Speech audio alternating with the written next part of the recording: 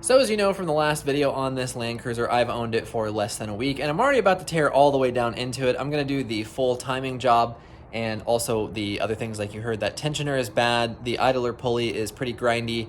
Then I'm gonna do a new thermostat. Of course, with the timing kit, you do a new water pump, belt, all those kinds of things. Today is currently Monday and my timing kit and stuff arrives on Wednesday. So I'm gonna go ahead and try to beat myself to the punch because I'm just figuring that there probably will be things that I don't have that I need or problems that I run into between now and then. And who knows, if I get in here and I break something or, you know, I'm missing a part that I forgot to order or something, I want to have a few extra days or even, you know, potentially come across something this evening. So what I'm gonna do is start off with just the absolute basics, get the cover off, the air filter off, and just start tearing parts out of here. There's tons of videos out there on how to time these engines, so this isn't necessarily a tutorial on how to do it, but you are gonna see me go through the whole process. So I hope you enjoy. One of the biggest jobs on the 2UZ Land Cruisers, maybe outside of the exhaust manifold gaskets that go bad, but this is definitely going to be the farthest I've ever torn into a 2UZ. So let's get ready to rumble. All right, so first thing that's up here, we'll go ahead and get this lower skid plate off. So just a series of 12mm bolts. Okay, that thing is surprisingly heavy, but I managed to get it off.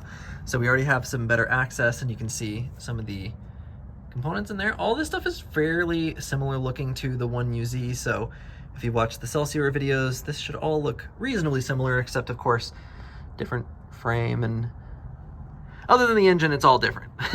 This is one of the few cars that I have with nice paint, so I'm gonna try to make an effort to keep this looking good. Let's get this engine cover off and then we'll get this intake tube off. I wonder how many people have been into this particular engine.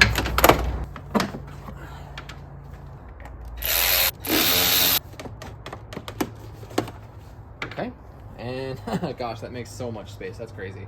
Okie dokie, so got the drain bucket here. I'm about to crack this bottom radiator plug here. This bucket doesn't look very big, but it says it's 3 gallons, and I looked up online, this Land Cruiser 2UZ cooling capacity is 4 gallons. So I'm hopeful that when I pull it all out and all that's left in the block would be, you know, 1 gallon or a bit more maybe, so that my bucket doesn't overfill. But let's see what we can find here. And let's see what color the coolant is. It is not red, of course it's not, why would it be? It is not official Toyota red. That's a bummer. Also, there's a Duralast belt on here. I don't think you can see that from here, but right there says Duralast. Durafail. These kinds of things are like, you know, some people consider kind of minimal, but to me it's like, we just gotta do this right. Like, put the right color coolant in it. And so I'm just happy to be fixing this stuff. There's also, up there near the alternator, I see decent leak. I wonder what that is. Hopefully it's the valve cover gaskets. I can't find the right flow. It comes out too vigorously if I take the radiator cap all the way off, and then it makes a huge mess because it hits that frame cross member right there and splashes. So I guess I'll just go slow and steady until it's gone. Ooh, that diff bushing right there looks shattered. The things I'm gonna notice, I'm sure, are plentiful as we really dig into this repair. All right, so while we let the radiator drain the rest of the way, it's basically empty, I would say, at least as much as we're gonna get out now until we pull off like the thermostat housing and that kind of thing. Squeeze the radiator hose and no noise really comes out. So let's go ahead and try to pop these off. These are huge spring clamps. Oh, there we go. Okay, and these are the kinds of things that I didn't order yet, just these hoses and stuff. I kind of wanted to inspect them and see in what condition they're in. Also, this radiator doesn't look factory, so that might be something worth considering. The Denso OEM or OE radiator is like 200 bucks, so certainly not cheap, but to do it right, maybe while I have the whole cooling system torn apart, I might end up ordering that. We're gonna go ahead and take this one off here too, if we can. There we go. Stupid thing. All right, so the next thing we're gonna try to tackle here is getting this fan clutch out of the way, which involves getting a wrench, which is apparently not this size. Is it a 12? Onto this nut. Then of course you can't really just spin it off because when you get on here, it's gonna turn the fan clutch. It's still gonna slip under the belt even with the tensioner on there. So we might be able to put some more tension on the belt to hold it, or we might have to put something wedged in here and hold it. I'm not sure yet. This is harder than it looks. Okay, so this pry bar is obscenely long compared to my other flathead attempt, but as long as I can just lightly wedge this in here so that I can just get the clutch to stop spinning, that's all that I need. So this should work just fine if I can find a good enough pry spot. It's dark outside, and all I managed to do was get this stupid fan off of the pulley down there. It was such a nightmare. I don't know why it was so hard. I looked up online and most people said that it should just pop right off. But for me, I had to beat and wedge 2 different tools down in there, back and forth and back and forth. Finally, it popped. I got a box and wrench stuck in here, and oh man, it was a disaster. So I probably will be replacing this pulley here because I do not want that to happen again. I'll check to make sure it's, you know, actually good or bad, and then kind of decide from there, clean up that snout, grease it up or something. But that was horrible. So now I think what I'm gonna do is get these bolts for the radiator shroud out from here, and one of these two, and then pull that out along with the fan. I think I have to get this neck off here, and then we'll have a lot more access, and I think I'll call it quits for tonight, and then we'll pick up tomorrow. The sun is back out, and I am officially at it again. At this point, I've been trying to consider, is this the OEM Toyota Radiator? And there typically is a symbol that says Toyota right here, and then T-Rad, and the OEM Radiator has this foam here, so I'm pretty sure this is the OEM Radiator, but from what I have read online, this cracking and kind of this brown texture up here at the top is indicative of an older radiator. And this car having 200,000 miles, I mean, it makes sense that this would be on its way out. So I'm trying to consider if I want to replace that, but the OEM one is really expensive, and people have said that the Denso unit is not as good. Denso is like 200 and the OEM one's about 350. So quite a bit more than I was hoping to spend on one single component, but such a critical piece that it makes sense. And there's also the transmission cooler lines that you can see that go down into the bottom. So radiator is pretty important, especially living here in Florida, where we're gonna have, you know, a stretch of probably 100 days straight of 90+ degree temperatures, and I'm gonna be driving it, you know, probably, if not every day, most days during that time. It is probably just a cheap insurance policy, especially when I'm already so deep in the engine to go ahead and do that. So at this point, we're gonna just start tearing parts off. The main thing is, you know, kind of just like the 1UZ that we've done on the Celsior, we need to go ahead and loosen this power steering pump. In fact, we actually don't have to do that on the Celsior, but to get the alternator off so that this tensioner can come off, all those need to come off before the tensioner comes off. We need to get this pulley off, then eventually we can remove some of these hoses here, then we'll be able to get this fan bracket off. I did go ahead and buy a new one of these.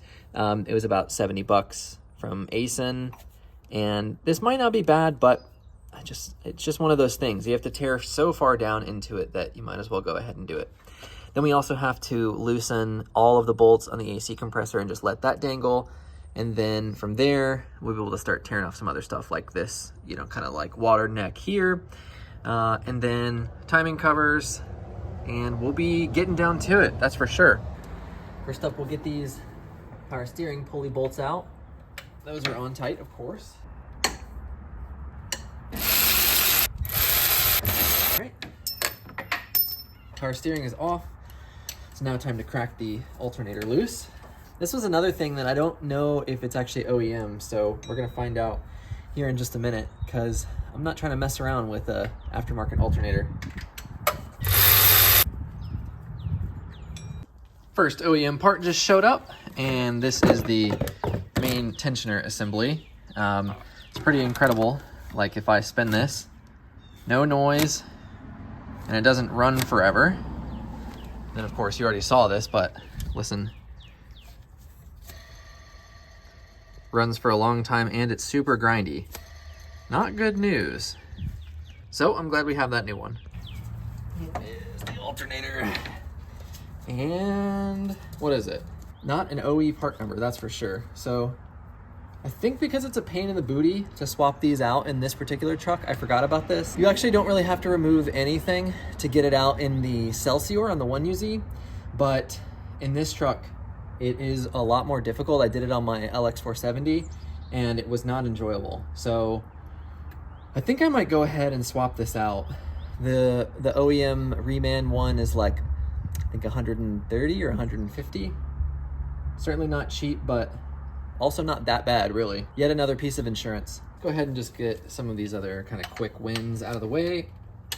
Number 2, I believe it is, idler pulley here. Same pulley, same part number on the 1UZ as well. That's how you want your bearing to sound, right? All right, so I'm gonna go ahead and take off some more of these coolant lines and make a big mess in the process, I suspect. So there's that one. Looks like there's another one that tees in right here, this big hose. And that one goes all the way down to the oil cooler down there.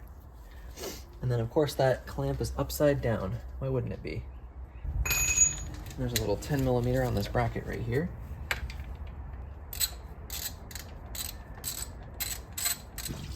More mess. So much coolant coming down out of that portion of the oil filter housing that I guess coolant runs through to keep the oil cool.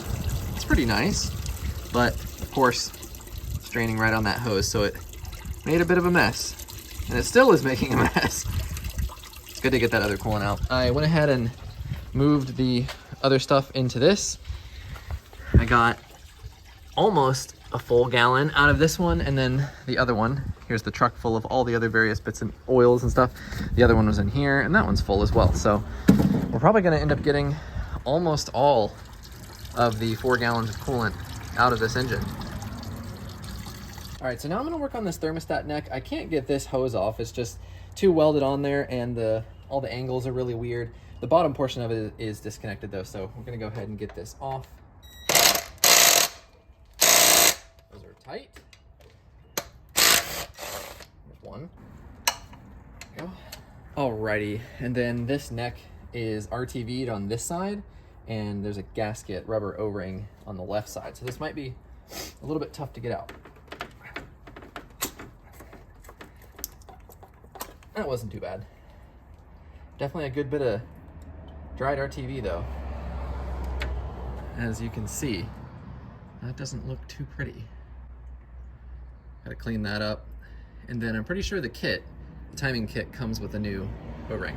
So it turns out this coolant hose that I was having trouble removing has this little nut that was hard to see that goes through the stub that comes out of the timing cover on this side. So just a bolt down here and a little nut up here, and it came right off. Now I know. I'm gonna go ahead and start pulling some of these covers off. There's a clip down under here that I have to get off because there's a wiring harness attached to this cover. Then after that we can pull off this cover, and then the tensioner will come off. Then we should be able to get our fan bracket, but I can't remember if the AC compressor has to come off its mounting location to get to that fan bracket. I think it does, which sucks.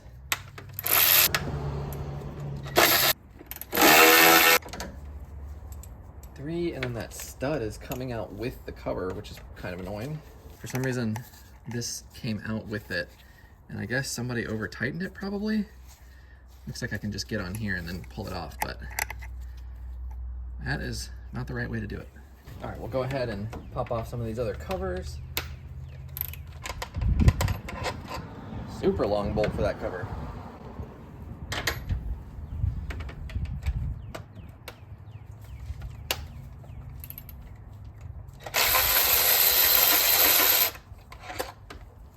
Super long one. There we go. That cover is off.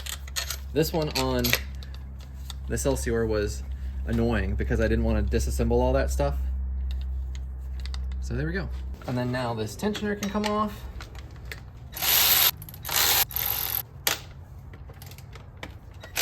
And then now this ruined tensioner is off. Okay, now we can get this cover off. I got that wire unclipped. It was pretty easy, just not immediately obvious how to do it at first.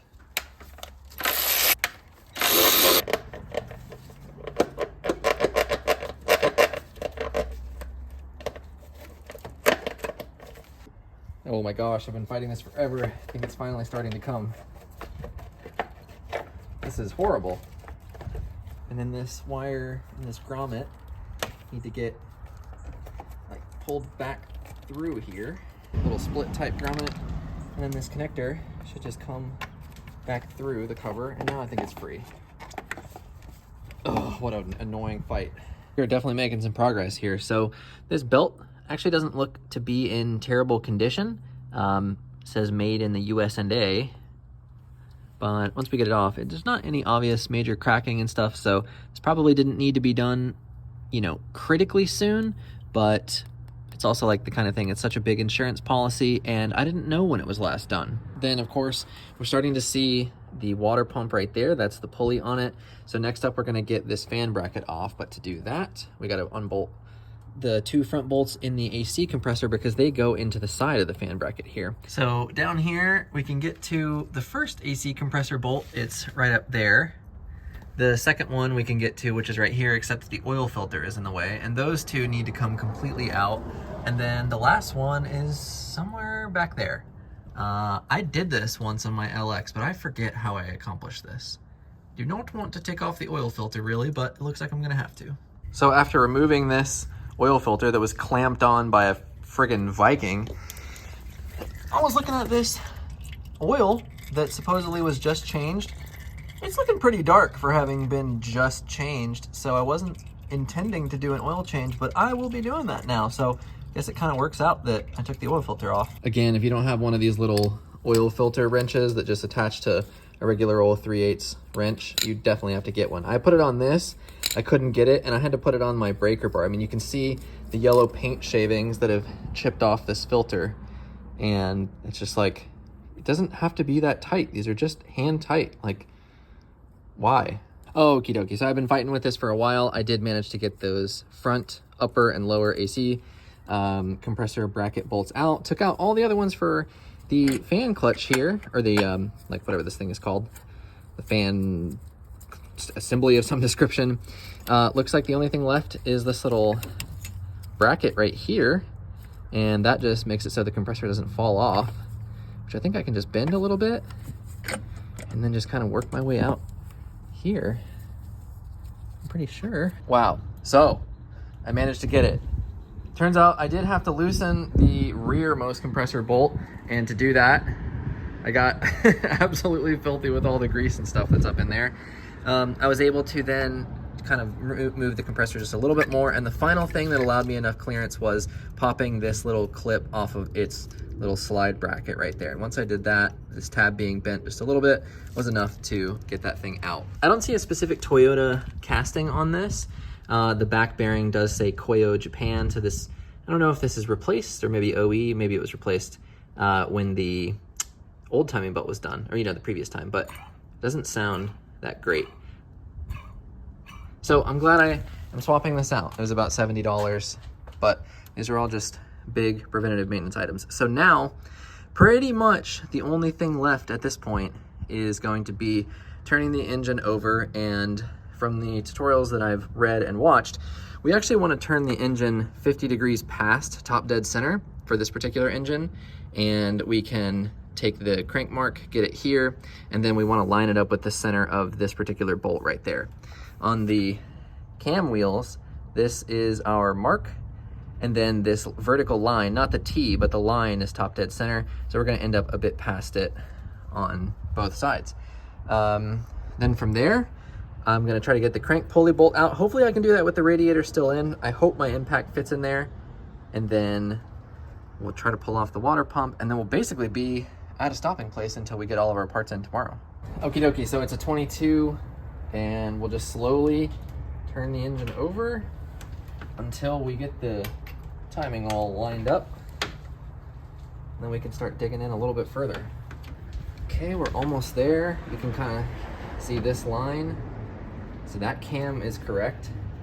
We're just tiny bit past TDC. Okay, to show you a bit better view, here's the notch in our cam pulley, and it should line up with this vertical mark on both sides, which it sure does. And then down there, you can see the notch in the crank pulley, and that's on 0. Now we just need to turn that notch to actually line up, like I said just a minute ago, with this bolt right here, and that's 50 degrees past TDC, which is what we want to avoid any jumping or valve to piston contact. Looks good to me. Okay, so here comes the moment of truth. Does the impact with the 22 fit on here, and will it get this bolt off? So I forgot, I have this Chonko impact, and this one is I actually bought for the crank pulley bolt on my E46. I just compared side by side to my other one that I just had in my hand, and the bodies of them lengthwise are pretty similar. So I'm hopeful that maybe I can get this in there, because this guy will definitely be able to crack it loose. A fraction too long. So does that mean the radiator is coming out? I think it does. After much fighting, getting all these hoses off, the bolts out, one of which I lost way down in there somewhere, this radiator should be ready to come out.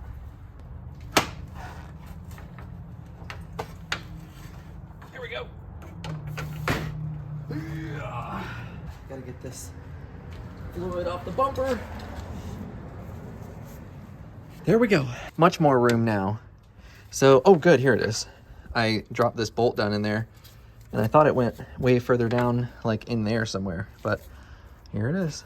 So now that we have a look at this side, there's not a single brand marking anywhere on here. I mean, like I showed you earlier, this little spot right here looks like the one that says Toyota on it typically, but I think the more that I look at this and kind of the rough condition of it, I think it's just gonna be time to pony up and buy a new one. Looks like it would be a good idea. And I'm sure you can replace these, but I damaged that little fitting when I was trying to pull the hose off. So there's that too. Now though, of course, all that extra work was to get this crank pulley bolt out, and I got my beefy impact, so this should work just fine. Like butter. Now, will I get lucky and this just pull right off? Oh yeah, baby. Just a tiny little pry action, and I think I can just pull it the rest of the way off with my hand now. There we go. Oh, awesome. Okay, then we got 2 10 mils for this little lower cover here. Success. Then we got our crank sensor wheel. We are now ready to go ahead and loosen this tensioner down here. Just 2 bolts right there.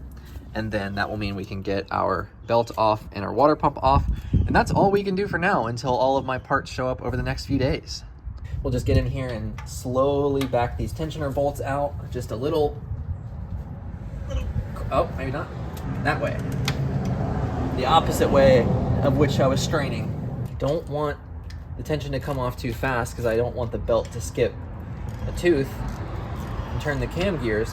And that's part of the reason why we went 50 degrees past top dead center, is to avoid as much pressure as we can on the valve so that the cam doesn't jump.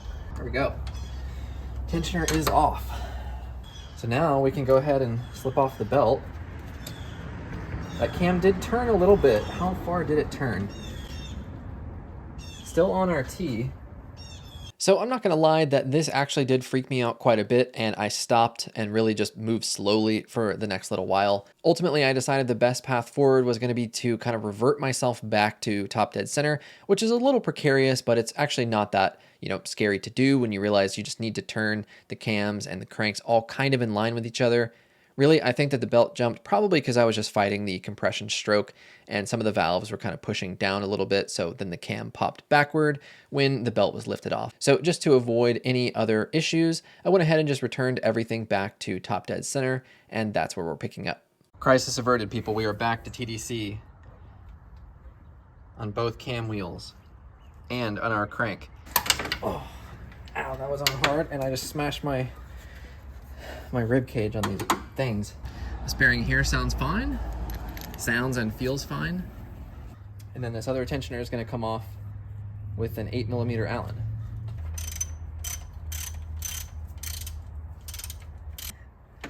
Got that. And then here's the washer behind that bolt that I was talking about. And this bearing, this pulley, appears to be good too. Little noisy, but nothing of like major concern. Be good to get all these swapped out though. And then finally, all these water pump studs and nuts.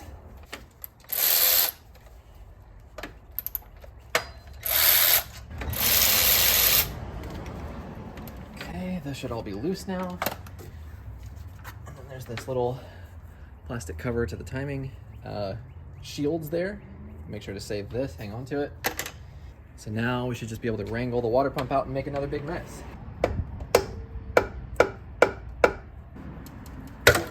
Oh, there it goes.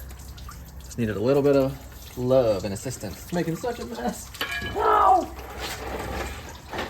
Thought I had my bucket in the right spot, but it wasn't even close. And almost. Oh yeah, it is off. So we're back at it, and a bunch of new parts have started to show up. There is the fan pulley bracket, there's the new belt tensioner, the new idler pulley, and then the main mamma jamba here is, of course, the new water pump, new all the tensioners, and then the primary two idler pulleys, new bolts, and then, of course, the Mitsubishi timing belt itself. So, gonna be able to make a lot more progress today. The garage floor is a bit of a disaster with all of the parts that are still yet to be put back on. So here is the timing belt checklist, put everything back together that I wrote out for myself. You really, realistically could just follow this backwards too. You know, this would be disassembly and then reassembly. And I just wanted to make it nice and easy for myself. Obviously there are steps that aren't like specifically covered here, but most of this is gonna be pretty self-explanatory as you kind of knock them off. So first thing we're gonna do is get our nice MLS gasket for the water pump. This is one of those nice multi-layer steel gaskets. I'm gonna go ahead and put this on so I don't forget, because that would be terrible. So a couple things on this new water pump. There is ASIN cast into it, and then there's also the ASIN logo here. I feel like this one probably will fall off and, you know, kind of get lost, but the other one definitely did not say ASIN on it at all, anywhere in the casting. Although, interestingly, I was wrong. This one is a plastic impeller on the back, which is pretty interesting. I mean, obviously these are quite durable. They go well past 100,000 miles, but I did not figure that it would be a plastic impeller, and sure enough it is. On the back of the water pump, there's a little O-ring that we need to make sure is on this tube right down here. So I'm gonna go ahead and just silicone spray this a little bit to get some lube on it and push that right on. So now we can go ahead and slide our water pump on.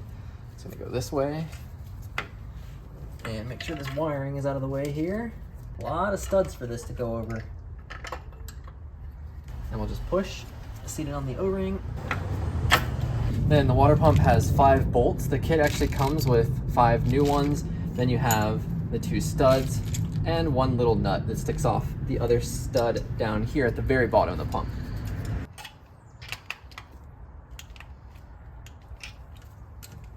Okay, so we can knock off our first thing.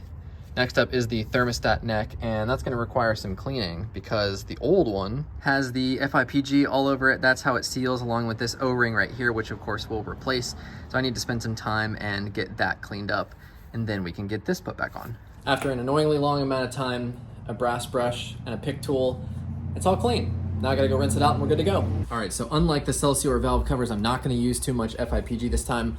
All you gotta do is just lay a bead right down here in that channel, and then we're good to go, because this is sealed with an O-ring and the other bolts goes through the top. They're not affected. No O-ring or no FIPG required on this side, because that is the thermostat gasket. Let's go ahead and just lay this in once I can get it to come out. There we go. These tubes are so hard to squeeze.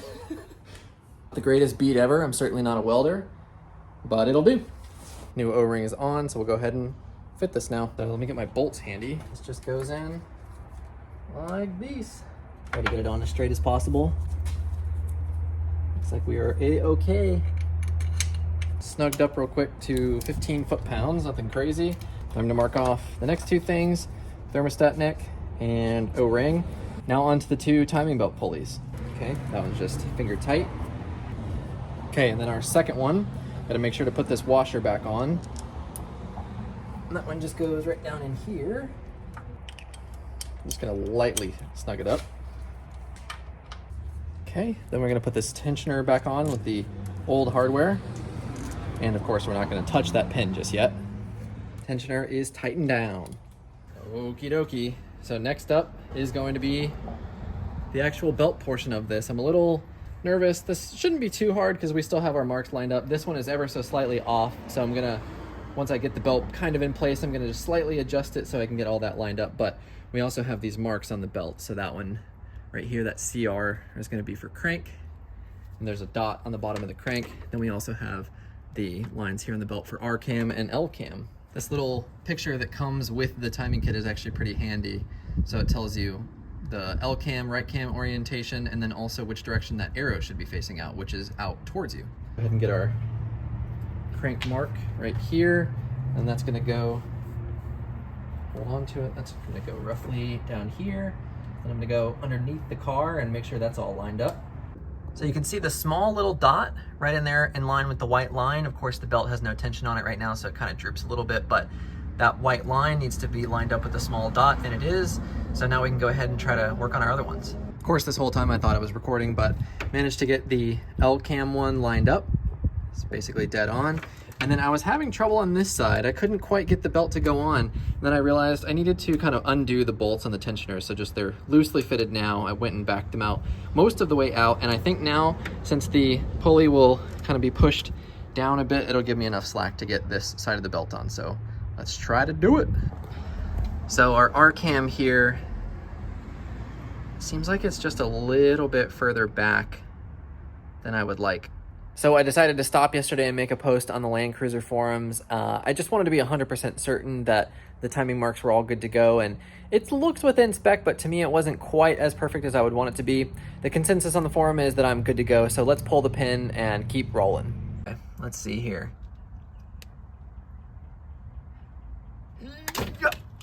All right. Nothing really happened, so we're good. I think that's fine. We now have everything that we need to complete this job. So I have the Reman alternator. Actually, I ordered the one from Lexus, but it's the same thing. So that'll work. And then we also have our thermostat gasket. And then I also went ahead and decided to order the OEM radiator. I spent quite a long time agonizing over whether I wanted to go with like the Denso one, which was about $210. This one, which I ordered from my Toyota dealer, actually in Mobile, Alabama, Spring Hill Toyota, that one was $360 for the OEM one, so quite a bit more expensive, but I just didn't want to take any chances. This one, as far as I can tell, is OEM mostly, and it's, you know, clearly lasted. A telltale sign is this foam here on the bottom, but the yellowish kind of browning on this top tank here is a pretty good sign that the radiator is on its way out. Whereas obviously you can see on the bottom row, it's all black. So I don't want to take any chances with the cooling system, and I just went ahead and got a new one. Okay, we can mark off our belt on here. These next 3 in a row are gonna be super easy. Actually, all 4 of these are gonna be easy. So we're gonna put the crank sensor wheel back on, and we're gonna make sure to point at this orientation and not flip it accidentally, because if it's in the wrong direction, these teeth will chew into the belt on the timing belt. So then our lower timing cover, get this on and just kind of finger tighten everything up. I'm gonna clean this real quick, actually. No reason to put it back on dirty. And then we should still be at our 0 mark for top dead center on the crank pulley. So we'll turn it over 2 full revolutions, make sure we're still all lined up, and then we'll proceed from there. Simple little 60-second clean, goes a long way. Now this thing needs to go back on. Again, I wanna clean this really quick because just put brand new parts on, so why put something dirty right next to them? There we go. So you just gotta kind of rock it in like that. And then I don't know how oil got on my checklist here, but we can knock off 6, 7, and 8 now.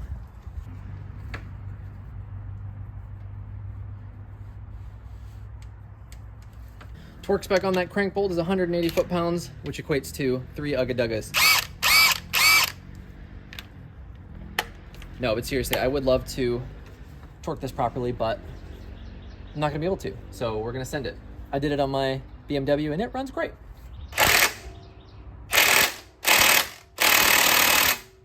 Okay, now let's turn it over by hand and double check that all of our timing marks still line up once we're done. Okay, so 1 complete revolution of the crank. We're back at TDC there, but not on the cams, which is to be expected. We got to do 2 rotations of the crank to get the cams to come back around. So 1 more rotation and we should be good.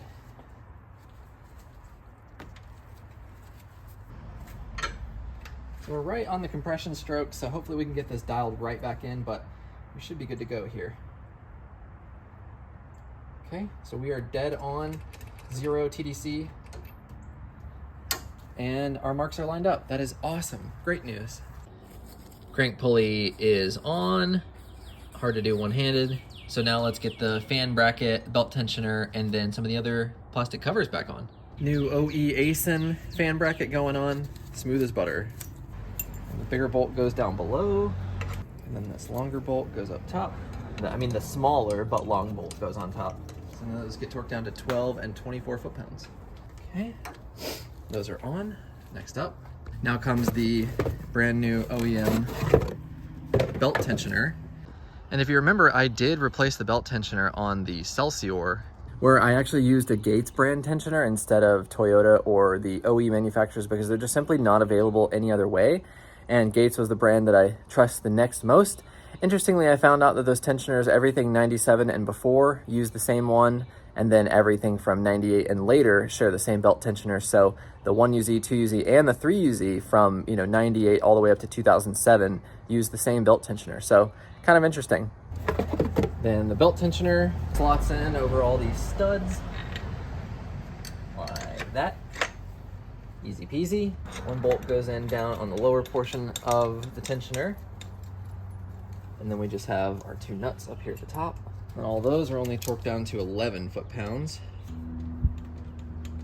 This Harbor Freight torque wrench, although it works, this one doesn't click. My 1/2-inch one does click, but I have to like feel this one. It doesn't make an audible like crack, which takes a little bit of the enjoyment of torquing it down properly out. And here we're ready to mark off belt tensioner. We are basically halfway done now. Well, not quite halfway done, but almost. Next up is a bunch of easy ones here. Middle black plastic cover, driver's cam cover, oil cooler pipe, cam position sensor plug-in, easy peasy. And of course, the cover is now clean, so we can put that on. It just goes right in here. Oh, there's a little clip on the back of it. There's a little nub right here, so you gotta kind of like seat it in this way and then roll it in. It's finally seated after way longer than it should have taken. Onto the driver's cam cover.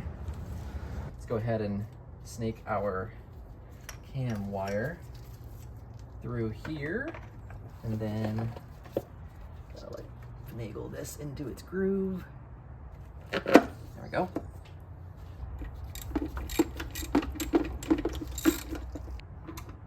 Alrighty, here we go. So before I forget, I'm gonna plug that back in.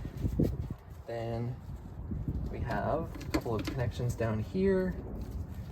We have our camshaft sensor right there. And then the other one is the AC, but we'll wait just a second. In fact, actually, I'll just go ahead and slide that back on its housing. And then next up, we're gonna go ahead and put this coolant pipe back on here. And that little tab won't go on this gold bit. I don't know if it's like slightly misaligned or what. There we go.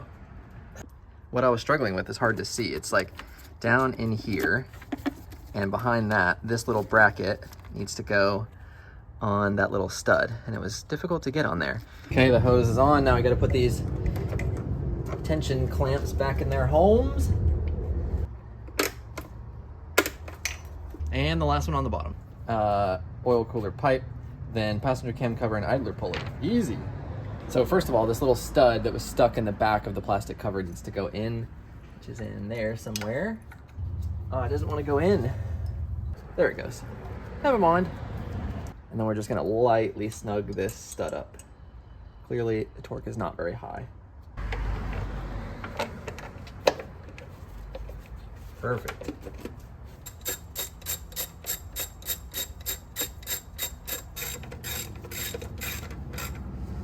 Okay, that's good to go. Next up, we can go ahead and get our new idler pulley on for the serpentine belt. This is actually the exact same one as the Celsior, the 1UZ. That part number, it's about the same price on Amazon as the OE one is if you get that shipped to you from like Parts OUQ. I would have bought the OEM one, but I just forgot to buy it. So I got this one instead. A little washer, another bolt. That just goes right here in the fan bracket. I actually didn't know this was part of the fan bracket, so I learned something new today. It looks all fine. I'm gonna just try that again. It just like, It just doesn't quite sound right or feel right. I figured it out. It's this washer. This washer is not flat. So it's pretty hard to see because the indentation is pretty minor, but it's like right here. You can see it's got like a little bit of a hump up.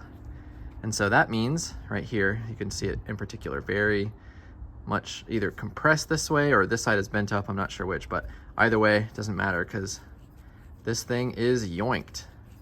For whatever reason with the old idler, it works, but the new one, it just does not work right. Well, I tried to bang out that plate a little bit and that didn't work. Fortunately, these are not expensive. At the dealer, it's $5 or shipped to me, it's $2. So I'm gonna go ahead and proceed with everything else. Luckily, this is pretty easy to get to, even with everything back in place, like the radiator and all the hoses and stuff. So we'll just proceed as best we can, and maybe there'll be some other stuff along the way we encounter. It is still annoying though. So the AC compressor is tightened back down. It was way easier to get it back on than it was to take it off. But the critical thing is, do not take that back bolt out all the way. Otherwise, you're gonna have a hell of a time. But also the trick of removing the oil filter to get to the bottom bolt is pretty critical as well. So we can now proceed, and we're gonna go ahead and get our new alternator in place. All right, so while we still have convenient access to everything in here, let's go ahead and just kind of get our cables hooked up. First of all, we'll do our, oh shit, I'm gonna drop it. There's that. Then our nut on here. It's good to go. So now all we gotta do is get it on this first stud, and then the one on the bottom be the bolt. All right, so that's good enough. The bottom bolt is not tight, but I wanna get this power steering pump out of the way because I'm kind of fighting it at the moment. I guess we gotta get that mounted back up. I forgot those are not studs.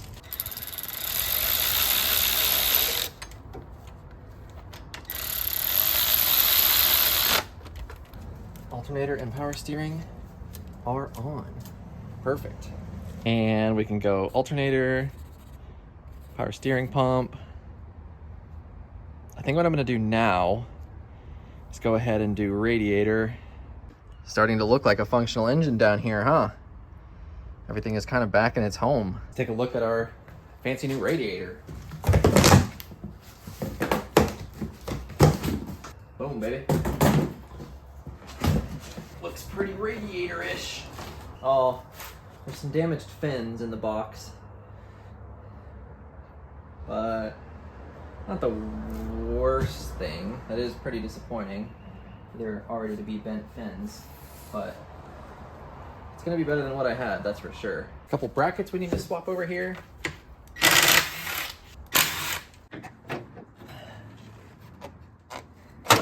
For the battery tray, that was a terrible sound. Go ahead and just get one of the bolts up here in the top. Keep it from falling out on me. Then we have these little things that are gonna go down into the lower part, and then the bolts go through it into the threaded body mount holes, and then our radiator is solid. Finally got it. Radiator getting tightened down now.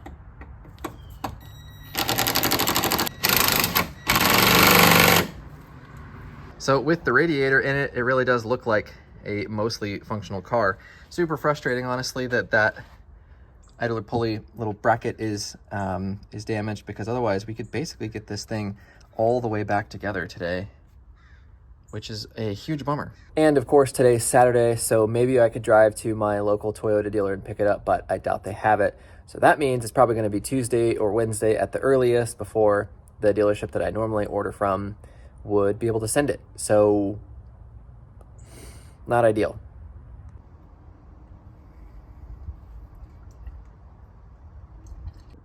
Oil changes are boring AF, but man, oh man, does having that Toyota filter on there make me happy.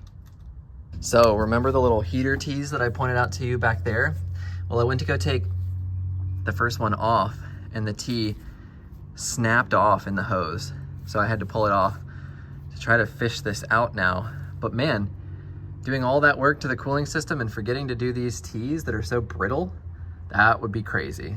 And just devastating if you got, you know, stuck on the side of the road because those popped off. You are not gonna be able to find those anywhere. I don't know how many Toyotas these heater tees are on, but man, if you got a higher mileage Toyota, you need to do these, because this is the other side and this one didn't break, but the lip of this one did break off and all I had to do was just twist. These are very fragile and such a crucial part of the heating system. This connects to the heater core in the car, so really got to do these. You can get yourself stranded and overheated without that, and they're like, I think it was $5 for the pair of them, or maybe even less. They're very, very affordable, and you can do it. It's kind of a pain, but you can do it. Cruiser has been stranded for 5 days because of this one little plate. Very frustrating, but we have it. So let's go ahead and try to get everything else buttoned up. Who would have thought when your parts aren't damaged, everything goes back together exactly as it's supposed to. Crazy. So we'll go ahead and put the little fan bracket pulley back in its home. It's just gonna rest there for now. Now we gotta do this kind of precarious song and dance where you get the fan shroud and the fan in at the same time. And it's already proving to be difficult. Let's see. How did I get this out? Do the radiator tip-in method? I prefer not to break this. Alright, the fan clutch is kind of in its home, so I'm gonna go ahead and put a couple of the nuts on, so at least it doesn't fall. Well, I broke the tip of it off, but I don't see how else you're gonna do it. I wonder if I broke that one earlier, or if that was already broken. Okie dokie, so after much pain, strife, and suffering, the fan clutch is on and tightened down. It's equally as terrible to put it on as it was when you saw me take it off, and it took me like 2 hours. And then got the overflow tank back on. Everything is bolted down, bar this one clip that I unfortunately broke, and you can't find the piece of plastic, so maybe at some point I'll replace that. But otherwise, it's got 2 clips on the bottom, and then there's 3 bolts in it. It wiggles a little bit, but I think it'll be fine. Maybe I'll zip tie it somewhere. Other than that, we need to get the thermostat on, connect our radiator hoses. I'm gonna hit this with some throttle body cleaner, and then we're going to fill it with water and start it and drive it. Okay, so we got our brand new OEM thermostat and thermostat gasket, and this little gasket just slots on right over here. And then this little nub needs to go up top. So we'll just stick this in like so. Take our neck. So I bought this belt originally for the Celsior, and it actually didn't fit despite it saying that it would. Some of the listings, people in reviews and the listings said that it was inaccurate, but it says it should work for all years of Land Cruiser and LX470. So I'm gonna go ahead and try to get this bad bee on. And conveniently, the belt routing is right there. So around the power steering, below the alternator, above the tensioner, down the crank, back up and around, over the fan clutch, around the AC compressor, across the idler pulley, and back. Around power steering, down the alternator, above the tensioner, around the crank. Yep, that's good to go. Turns out this belt will work, so it wasn't a complete waste of money. I passed my return window before I tried to install it on the Celsior, but that'll work. That's actually the OE belt, which is great. Let's get our radiator hoses on here. One's gonna go all the way down there. Oh, actually, maybe it goes the other way. Doesn't seem to fit quite right. Spring clamp. I hate spring clamps. And then our upper one here. There we go. That worked out perfectly. I'll take it. Okay. There we go. Air intake back on. And then there's, let's see, 1, 2, 3, 4 vacuum hoses we got to make sure not to forget. Boom. There we go. Okay. 1, 2, 3. That 4th vacuum hose is right here. And it goes down to a little nub on the power steering pump right there.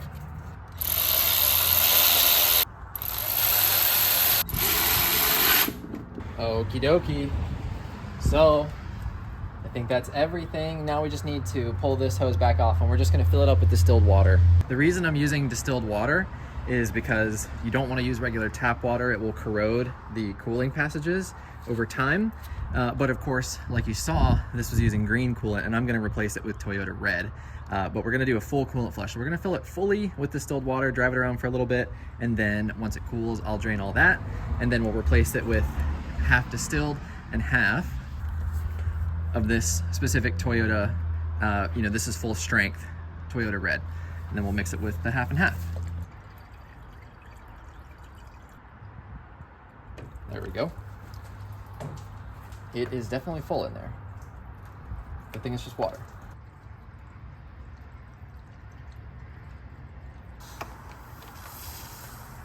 And then our expansion tank.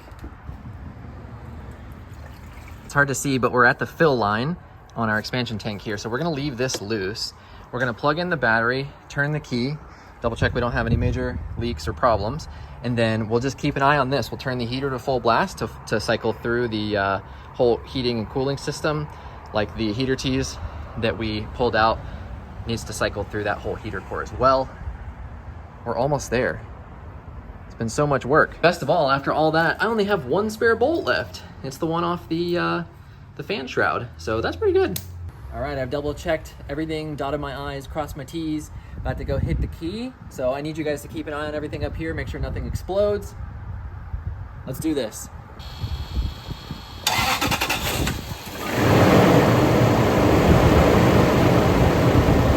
Oh, she sputtered for a second. So far so good. Sounds smooth. No more jumping belt. The belt tensioner is good. Injectors be clicking as they be doing their thing. And then we'll just have to let the car warm up and then just monitor this coolant level. It's gonna get pulled in once the thermostat opens up, and I need to go turn the heat on full blast, but it's working. The engine didn't explode. That is mucho excelente news. So I discovered that this car has a really, really bad water leak. It would appear it's coming in from somewhere over here, and this is all that garbage electronics for the headrest TVs, which is super disappointing. So I'm gonna have to worry about that in a future episode. But for now, let's get this terrible old Toyota screen. I don't even know how this works. We need to turn our temperature all the way up. We need to turn it on high. Temp all the way up. Now we just gotta let the car warm up, get the operating temperature needle to about there, and just keep an eye on the overflow expansion tank. I'm actually like really stoked at how quiet this is. Of course, it roars right at the beginning as the fan spins up, but everything sounds great. No squeaking or anything like that. Well, I'm really glad I have new valve cover gaskets because our valve cover is dripping onto the manifold and smoking. I have not seen that. So probably because it sat here for a while, it started doing that. And I don't, oh man, that sucks. Why do us car people do this to ourselves? I just suffered on this project for like nearly 10 days and now there's more. So after probably 20 hours of work across 3 or 4 different days, I kind of even lost track now. The Land Cruiser is finally running, the timing belt's done, all that stuff is replaced, and I've got to be honest that I'm pretty stoked. I'm pretty proud of myself. The timing belt might be one of the most intimidating, if not the most intimidating job on really any car, but in particular an interference engine like this, where if you get it wrong, it can go very, very wrong and damage your engine. And I'm just stoked. So let's go ahead and take her for a little spin. But she drives good, that's for sure. Oh, it's crazy. This is crazy. It is much more floaty and wobbly than the BMW, but also this car definitely needs shocks. Oh, are we out of alignment? Maybe that front left tire doesn't hold air, and that's why I had to blow it up from like 17 PSI back up to 32 when I drove it home. There's also like that resonance, that whoa, whoa, whoa, whoa. I wonder if that's like rear end or suspension related. Either way, I want to get that sorted out because it's really annoying. But we're cruising. AC is on. Battery and everything all looks good. What is that other rattling sound? That's awful. I hate it. Hopefully it's just something like... What is that? It's horrible. I hate rattles. Okay, so next up on the list is going to be some like tie rod suspension type work, because there is absolutely no precision to this steering. I mean, I expect a little bit of like wobbly wash in a vehicle this big and this heavy, but like, come on. I'm not in a 1950s American movie. What the hell? Overall, I'm just extremely stoked. That was a massive job from just like a reliability perspective. So, ton of work, but it's also extremely expensive if you take it to a shop and have them do it. I mean, that job would easily cost you $1,000. And now, really, I can see why. It's a ton of work. It's a ton of work, and you just don't know what you're going to come across. So you really have to factor in that extra buffer time. I didn't anticipate the job being held up because of that stupid little $5 plate on the pulley, but sure enough, it was. Well, the first test drive was a success. There's so much more work to come on this Land Cruiser. This is pretty much my favorite car I've ever owned. Not just this one, but the 100 series platform in general. It's just so good. The only negative mark against it is the gas mileage is terrible. But other than that, everything else is so good that it kind of makes that a non-issue. So there's a ton more Land Cruiser content to come. If you're interested, please make sure you're subscribed. If you've made it this far in the video, you're a total badass. Thank you so much for watching, and I'll see you in the next one.